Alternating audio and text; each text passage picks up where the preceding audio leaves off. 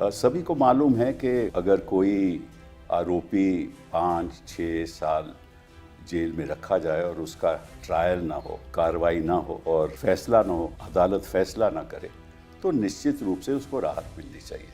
हिंदुस्तान में लगभग 80-85% जो लोग हैं वो जेलों में सड़ रहे हैं क्योंकि उनके फैसले होते नहीं हैं, कोर्ट्स के पास वक्त नहीं है, बहुत ज़्यादा मामले हैं, इतने कोर्ट्स भी नहीं हैं।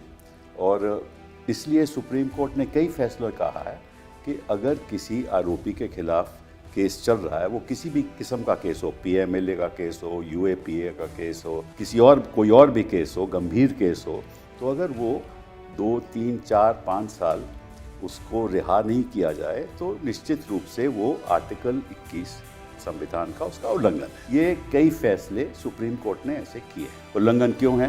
क्योंकि जो भी संविधान की जो प्रक्रिया है वो ये है कि फैसले जल्द होने चाहिए, स्पीडी ट्रायल होना चाहिए, और अगर स्पीडी ट्रायल नहीं होता वो आर्टिकल 21 का उल्लंघन है।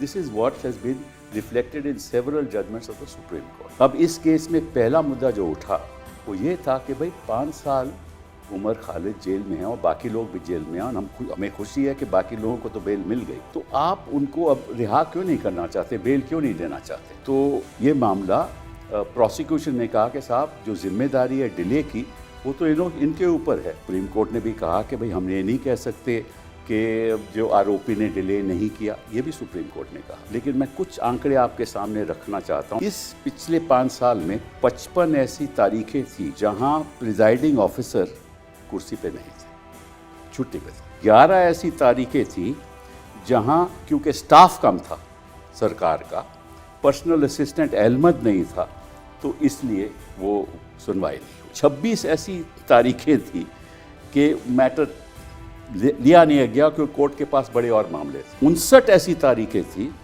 जहां PP ने एडजर्नमेंट मांगी, पब्लिक प्रोसिक्यूटर ने एडजर्नमेंट मांगी। 4 ऐसी हियरिंग थी जहां लॉयर्स वर ऑन स्ट्राइक। किसी आरोपी ने कोई तारीख नहीं मांगी। लेकिन जब मामला चार्ज पे हुआ तो कुछ वकीलों ने 2-4 दिन की राहत मांगी। तो सुप्रीम कोर्ट ने कहा है कि ये जिम्मेदार है।